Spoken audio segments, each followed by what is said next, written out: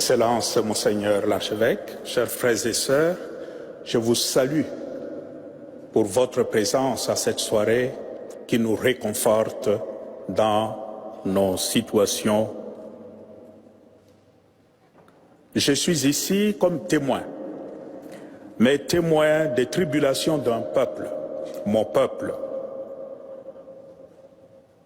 qui réclame tout juste le droit de vivre et de vivre digne.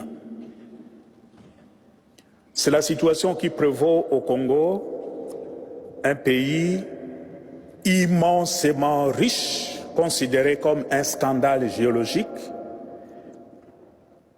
et où vit un peuple extrêmement pauvre, malheureux. Le Congo est aujourd'hui considéré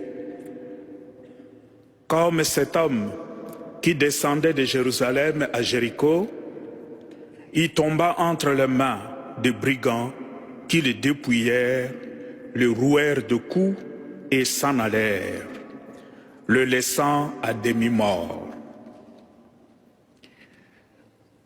Face à cette situation, le peuple qui souffre ne sait plus vers quel saint se tourner. L'Église, dans ces contextes d'obscurité pour le peuple, apparaît comme source de lumière et d'espérance. L'Église catholique a constaté au Congo que le malheur du peuple est dû tout simplement au mauvais cœur de l'homme. Ceux qui nous dirigent, qui sont au service des grandes puissances, des grandes compagnies minières de par le monde, se comportent vraiment comme des prédateurs. L'Église a choisi de se mettre du côté de son peuple pour panser ses plaies. C'est ainsi que l'Église catholique au Congo gère plus ou moins 50% des infrastructures éducationnelles et sanitaires. Sur le plan sociopolitique, c'est encore l'Église catholique qui a aidé, qui a accompagné la classe politique à trouver un accord, dit l'accord de la Saint-Sylvestre, et qui a rendu possible les élections qui viennent de se passer.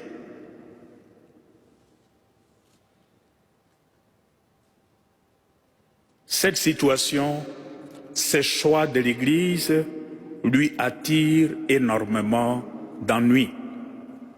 Parce que ceux qui font souffrir le peuple n'acceptent pas le rôle de l'Église.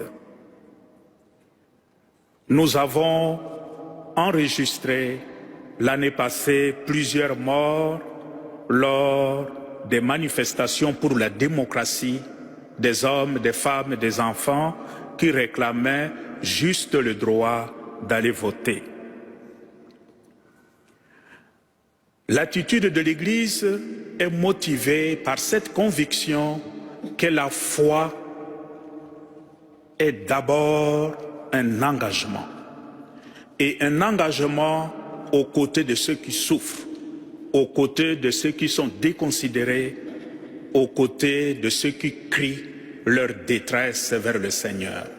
Et le Seigneur écoute plus le cri plaintif des malheureux que la belle musique des puissants de ce monde.